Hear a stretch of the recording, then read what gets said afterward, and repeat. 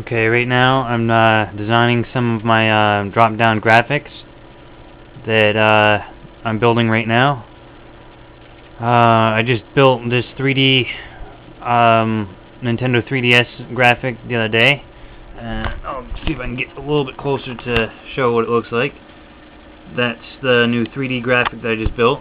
I'm kind of designing a drop-down box with colors right now, and if you'd like to see what it looks like, I will go to my pictures and I'll open it up. Okay, website. Oops, that's not the graphics. Okay, just a second. Website graphics.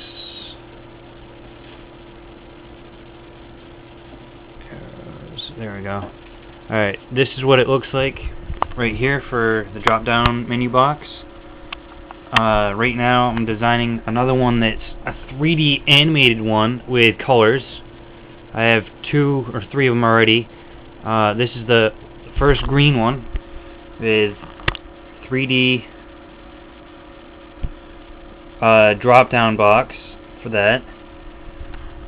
And then I have another one that's exactly the same way, but it's with a blue animated drop-down box. All these graphics are done with multiple softwares. Photo Impact 11, Photo Impact 10 Professional. I mean, this is a full 1200 by 900 Dragon that I was working on. I just added some cool ass colors the other day. If you can see, it's all this is a dark bright green. This is a black with a purple, red, a light blue, and that looks pretty sweet that I'm working on. Let's see what else. This is Windows. This software right here is Photo Impact 12. Photo Impact 11 Professional, and I also use OpenOffice 3.4 for a lot of my graphics and stuff. Photoscape 3.6, I believe it is. And then Photo Impact X3, which I'm not really used to that yet because I just downloaded it. I like Photo Impact 10. I'm more of an older kind of software person. This is one of the full HD backgrounds that I have. Is the Transformers that I have right here. For some of the screens capturing software I use, there's 4 of them that I have. I have Cam Studio, Super Screen Capture, Easy Screen Capture Video, and HyperSnap 6 Capture, which in some ways it gets annoying to use, so I just use my own video camera and stuff like that. Right now I'm downloading some stuff from Adobe. I'm building another website right now with Adobe Illustrator. That this software alone is copyright property of Adobe. I'm not taking any responsibility for their work. I'm just showing like some of the cool features that you can do. This is actually a full website. It's just in a minimized view. I'm not sure if I can get close enough, but basically this is a designed website. This whole website is a full page. This is a 1200 by 968 website. It's just in a smaller view. It's how Adobe Illustrator does things so that you can preview and work on your entire project all on one page as a minimized view, and then when you go to publish it, it's a full page website. I also use Picasa 3 from Google. I don't use that very much, but I mainly use Photo Impact for a lot of my graphics. I mean, you can pretty much just open up graphics that you want. You can do open up more graphics. You can create and design graphics. They're really easy to do. I personally like Photo Impact Professional 10 more than 11 or X3 so far, but X3 has a lot more intuitiveness for web design stuff, and Photo Impact 11 has just a little more than 10 for editing graphics and stuff like that. But I mean, you can do like a ton of different graphics. You can see some of the other stuff that I've done with animated graphics. You open up Photoscape. You want to create an animated GIF graphic, okay, which is multiple pictures saved as one picture, and then it makes the movement as the animation. You can do drag and click this. You can do that. You can see I just add, this is multiple pictures, okay? You can see up here there's multiple pictures as frame, and it makes that movement picture. You can also have, as you've seen in my previous videos, that all you have to do is pretty much delete all this stuff up here. Oops, hold on a sec. Okay, drag your photos whichever you want. Say I just want dragons or whatever. You can change how the effects are.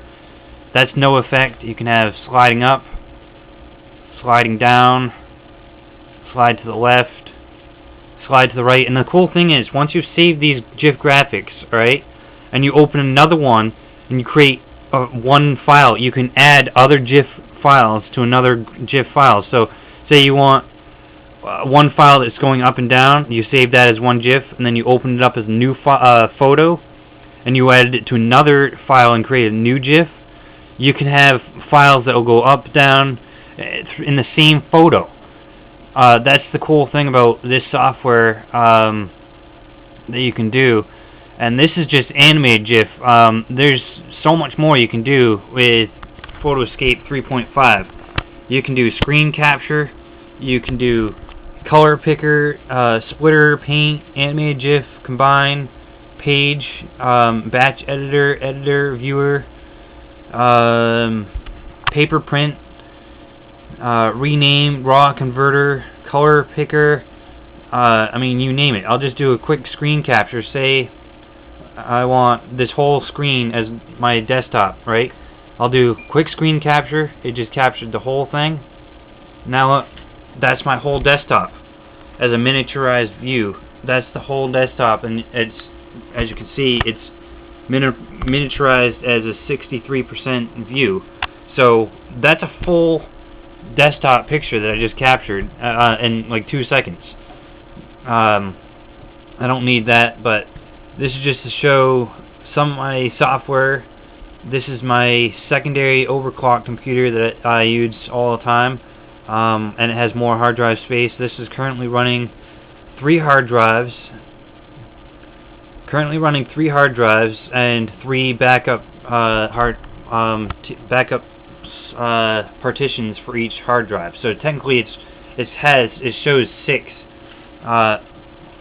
Well, actually, there's 2 of them that's running to the backup part of the partition of the hard drive, and one of them isn't. So, but this is running a lot of programs right now. I mean, I have 5 web pages open for OpenOffice 3.3, which is the older version, and then I have 1 for the 3.4, which is the developer version, and I like that so much better than 3.3.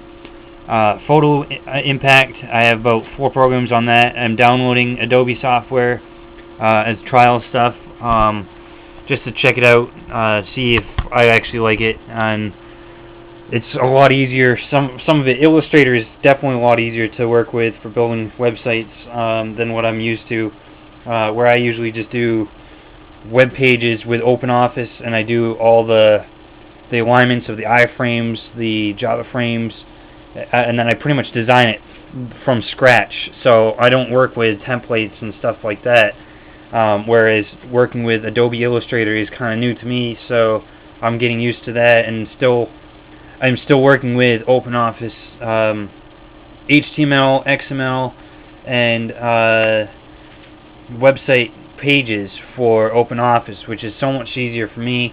However, OpenOffice, the only thing I don't like, which is still easy to maneuver, but it's not that I don't like it. This is in web page view.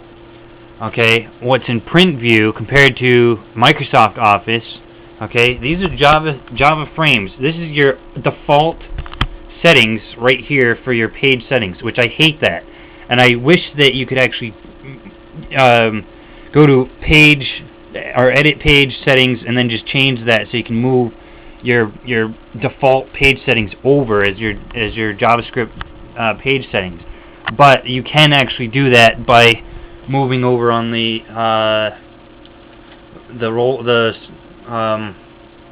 ruler bar or whatever it's called.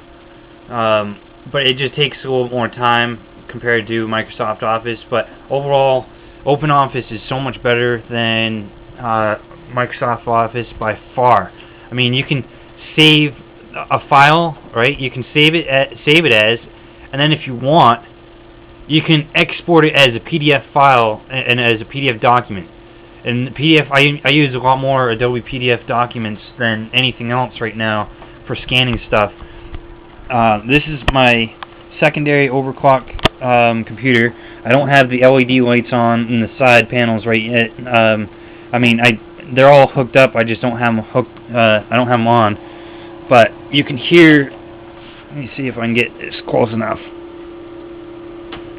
Pretty much all the LEDs in this is on a switch, and I don't have any of them on right now. But this right here is very cold. This is a 268 watt power supply. Generally, I try to keep, if I'm going to add like a lot of fans, like I usually do, I try to get at least a 300 to 350 watt power supply, because you don't want to overload the power supply. I'm running 3 hard drives alone. I'm running 2 optical drives, and then I'm running 2 additional fans strung in and professionally wired straight through all the rest of the wires. So, and I did have another one that's right underneath here, underneath one of my primary hard drives. But I had to unwire that because it was stressing too much on the power supply for only 268 watt power supply. But right now I have a side fan going, which is very cold. I have another fan here, and then 120 mm fan in the actual power supply. So that's keeping everything cool from the point of where the air is coming in, it's going down, and it's going straight to the CPU, and then it's going out, all at the same time. So that's this computer right now. That's not too loud for that, but I mean, my computer's right here. Okay, I can go to about here for where my hand is, and I can still feel the fans coming out, or the air coming out of this. This is my second overclock computer. And basically that's pretty much it. I mean, you can do a lot of different stuff with graphics, and I even found out that you can even make an animated graphic for a desktop file and have them change periodically for full desktops. And you can't have a lot of photos for that to do that, but you can have them change periodically as if it was its own screensaver. But it's one photo as the background, and I found out how to do that with Photoscape not too long ago. And right now my actual HD desktops for that is actually not appropriate for viewing right now, so I'm not going to show that. But you can do stuff like that with, I mean, basically with cars. You can do practically anything with Photoscape for animated GIF files. I'm not even sure if I have all my car photos on here. Let me just check. Okay, no, I guess not. But I can access them through my other hard drive, which I just go to my computer, and then I just click on the other hard drive of what I want to do, which is this one, and then go to Document Settings.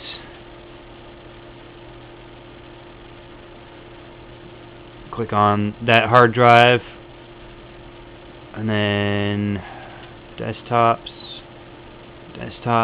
and then I'll just choose cars. Alright, and I'll show you how to do an animated GIF real quick. All you do is you click on your photos. Sorry for the poor quality, I'm not really kind of paying attention, but you click on your photos, click and hold the photo, drag it over to that, and now you have new photos that you can create as that, and then you can change the sizing to them of how big you want the photos or how small you want them. I mean, it's pretty much limitless of how you want I mean, you can do any type of photo by just dragging them over and then dropping them right here, and each time you add one, it adds extra seconds for how many times it goes through per frame, for how fast it spins. But you can also change those seconds so that they're a lot smaller number, so they'll actually go by really quick. Or you can make them so that you can change their effects, change them so they slide to the left. And if you save this as one GIF file, okay, you can still open up this file after you've already built another GIF file, and then have this one sliding to the left, and then add this whole GIF file as one photo onto another photo that already has different settings for it. So, I mean, it's pretty much basically. Have you ever seen those little flip books where there's each page has a slightly different graphic, and then as you flip through the page and the pages flip, you can see the different animation of the character moving? That's the same idea with this as GIF files. It saves it as one photo, and when you open it up, you see the web browser view, which is this photo, where that's what people see as to your graphic that you've done.